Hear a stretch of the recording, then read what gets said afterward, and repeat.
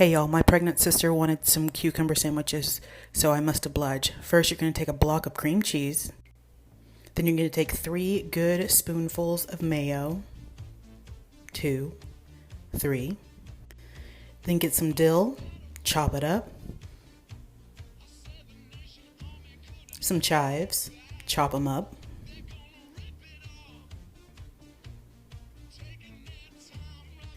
Then you're going to take your cucumber, take the plastic off, chop off the ends, then peel the whole thing. Cut it lengthwise down the middle and then take the seeds out. That's where all the moisture is and we don't want it to be too moist. Then grate your cucumber. Put it in the bowl, mix it all up. Make sure you get your garlic powder and your salt. Put it in between white bread and there you go. Let's make 5-minute churros. You're gonna need some canned biscuit dough, cut it down to size, get some cooking spray and spray it on both sides. As it air fries, make your cinnamon sugar. Once churros are done, immediately toss them in cinnamon sugar. See the caption for the dipping sauce. The blooming onion, what a classic. I prefer a sweet onion for this because they're short and wide like me. But for reals, because of their stout build, they're going to open up real nice and wide. The best onion for this, sweet onion. Pop that in some buttermilk, then we're going to go right into the dredge. This dredge is, all-purpose flour, cornstarch, potato starch, and salt. Upside down. Drop in the onion, pedal side down. This is going to make sure everything fries up nice and even. Then after a little bit, maybe 5-6 minutes, once the edges are brown, give it a flip, and boom. Another 2 to 3 minutes. You're going to want to fry in something bigger than this. I just ran out of oil. Don't forget to salt it, fresh out the fryer, pluck off a petal, and go to town. Oh yeah, don't forget about the sauce too. There she blows, blooming onion. Day 3 of veganizing celebrity recipes with Jennifer Aniston's smoothie. Maybe it's not just a vino that's giving Jennifer her signature glow. According to Food & Wine magazine, she starts every morning with this cherry chocolate smoothie. It was already vegan, but it tastes so insanely good, I had to share with you guys. Full recipe breakdown in my caption. Follow to keep up. Let's make some hamburger steaks. Season your beef. Churn it a little bit. More seasoning. Now for the gravy it's going to cook in, it's going to be 2 packets of roasted beef gravy and 1 packet of brown gravy. 6 cups of water for the gravy. If you don't have a measuring cup, I use my old mason jar. Give it a whisk. Now we're get ready to sear. Throw in a stick of butter to melt.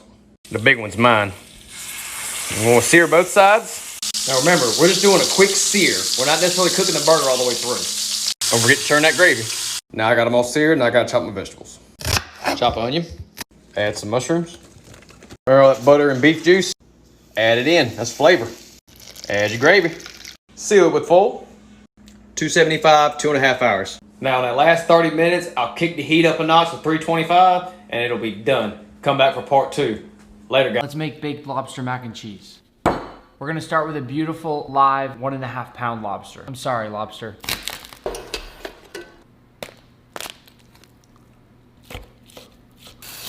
I'm cooking this pasta in the same water I used to steam the lobster. Start with a nice hunk of butter, a few tablespoons all-purpose flour, and once that's melted, we'll add 2 cups of milk, a little salt, a little pepper, a little smoked paprika, and a little cheddar cheese powder. Cook this over medium-high for about 6 minutes. Now we'll stir in a big handful of Gruyere cheese, a nice handful of cheddar, and a couple cubes of Velveeta. Now we'll add some of our pasta. And I'm gonna evenly space out my lobster meat. And to finish, a little more cheese. Broil this in the oven until golden brown. This mac and cheese is illegal in all 50 states. Holy moly. This garlic herb cheese sauce is out of this world. It's so creamy, cheesy, and perfect for dipping. Start by melting 3 tablespoons of butter. I use my compound butter found on my page, or you can use any butter. Then add 3 tablespoons of flour, mix it together and let it toast for a few minutes. Then we're gonna start to slowly whisk in our 2 whole cups of milk. Now be sure you're continuously whisking this so that you get a really smooth and clump-free sauce. Once it looks like so, we're gonna begin adding in our cheeses. I'm gonna add cream cheese to make it extra creamy and 1 cup of mozzarella cheese.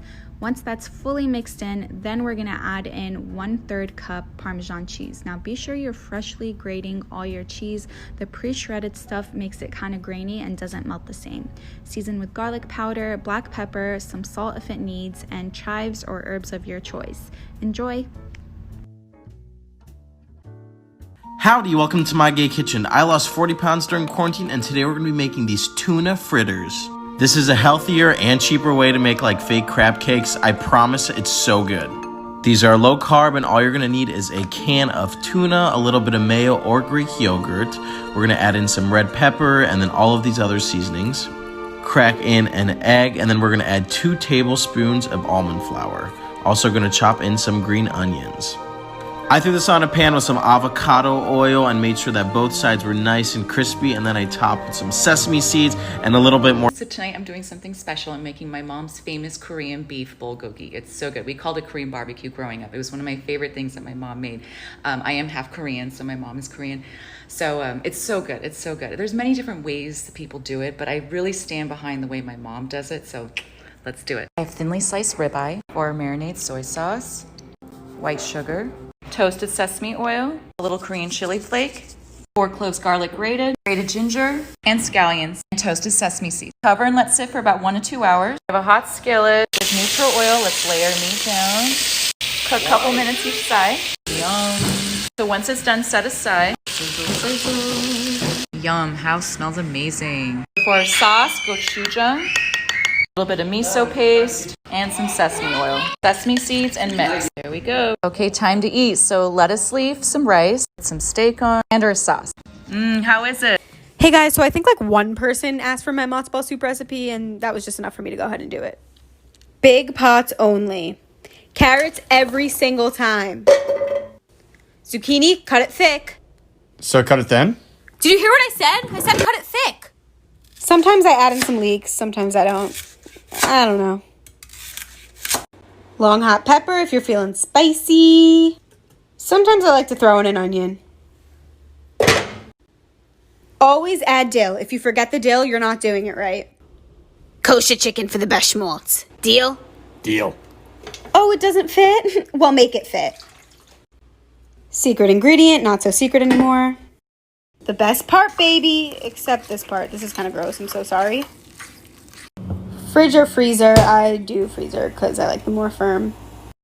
First time using noodles, and it did not disappoint. I loved it. Check this out.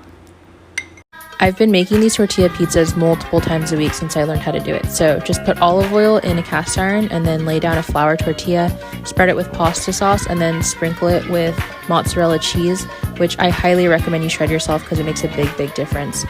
Sprinkle it with Parmesan and fresh basil if you have it, and then throw it under the broiler for just a couple minutes, and it seriously tastes like a real thin crust pizza, and it takes like 5 minutes. What's better than pancakes from scratch? Pumpkin pancakes from scratch. Let's make them.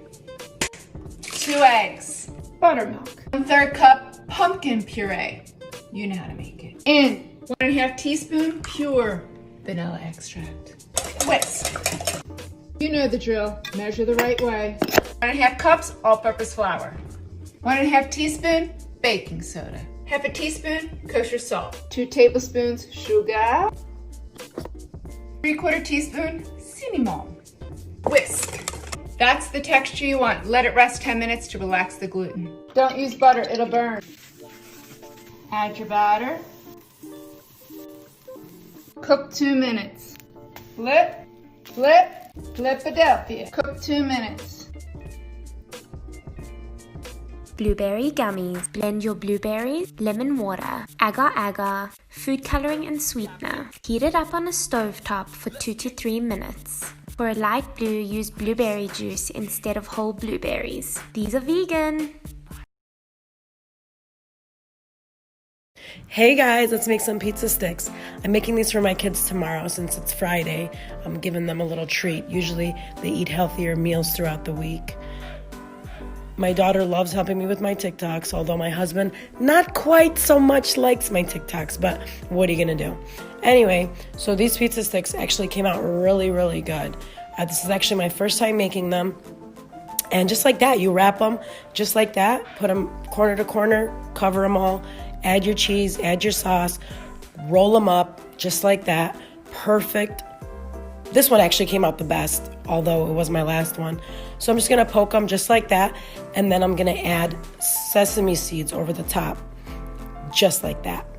Then I'm gonna pop them in the oven for about 10 minutes. I put on 450, but they kind of got done at the bottom first, so I popped them on broil for about 5 minutes. They came out so good. Look at that cheese. You guys, these Halloween Screaming Ghost Donuts are the perfect thing for your Halloween party. We're using some refrigerated roll dough, rolling it out, cutting some eyes and some mouth, and frying them up into donuts. Then we're just gonna top them with some powdered sugar, and that's Today we're making my all-time favorite recipe ever, sweet potato pulled pork sandwiches. I actually made this one up. So you're just going to cheese grate a sweet potato like this, and this basically gives you the consistency of what is going to be our pulled pork in this recipe. Then you heat up some oil on the stove and go ahead and throw in your sweet potato and disperse the oil over it so that all of the sweet potato can get crispy. Spices, we're going to use cayenne, garlic salt, paprika, onion powder, and then a little bit of brown sugar just to give a little sweetness to the savory sandwich. You're going to pop your bun in the oven. Once you see the sweet potato getting a little bit charred, you could turn off the heat and put in your barbecue sauce and go ahead and mix that up. I found it works best to basically like fold it in. And then we're just going to assemble that on our toasted bun and of course add extra barbecue sauce. And then I do slices of onion, but you could also do coleslaw. You guys, just try it, okay? It's For all my people that be in the Halloween spirit, here we go. Got the piece of skulls, y'all. Here we go. Got the piece of dough laid out, y'all. Oh, got the skull pan, y'all. Look at it, y'all. Got to put your ingredients in there, y'all. Look at it, y'all. If you're in the holiday spirit, baby, maybe this is something you can make, y'all. Halloween is on the way, just a couple weeks away, y'all.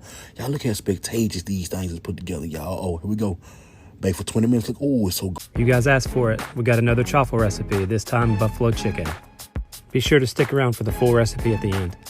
Start with a cup of shredded chicken and then about 2 to 3 tablespoons of your favorite buffalo sauce. I like to use Sweet Baby Ray's. We're going to use 2 tablespoons of almond flour, half a cup of mozzarella cheese, and half a cup of shredded cheddar cheese.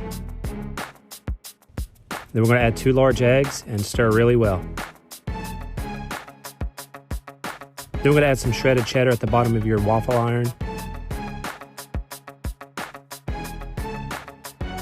Then we're going to add a scoop of the mixture to the waffle iron. This is about 3 tablespoons. Close the lid, then cook about 3 to 4 minutes or longer if you would like it crispier.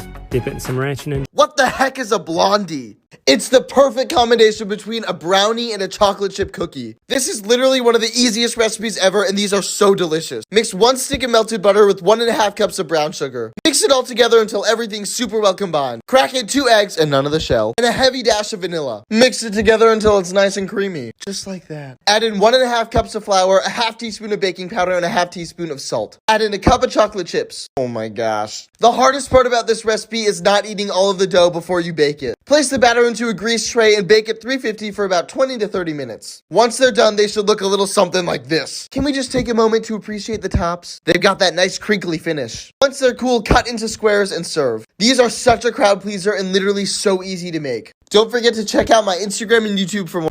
I have never struggled cooking something as much as I've struggled with ribs. I've ruined so many rack of ribs, it's not even funny. There was a point where I just wanted to give up and never try and make a rack of ribs again. This is the method I do that has yet to fail me. I don't know how Chef Kuso and Matt from Grok Boys Barbecue pulled their membranes off with their bare hands. They're some savages. I definitely need a paper towel. I'm using mustard as my binder. You just need a really little bit, and then I'm seasoning with salt, pepper, and paprika. Let the ribs sit about 20 minutes before you throw them in the oven so the seasoning can really adhere to them. 225 for 3 hours, take them out, wrap them in foil with some butter and sugar if you want. Crank up the heat to 250, throw them back in for 2 hours, take them out, glaze them with a little bit of barbecue sauce. 20 more minutes in the oven, they'll fall off the bone, which is just how I like them. You guys already know for more easy recipes like this, be sure to hit that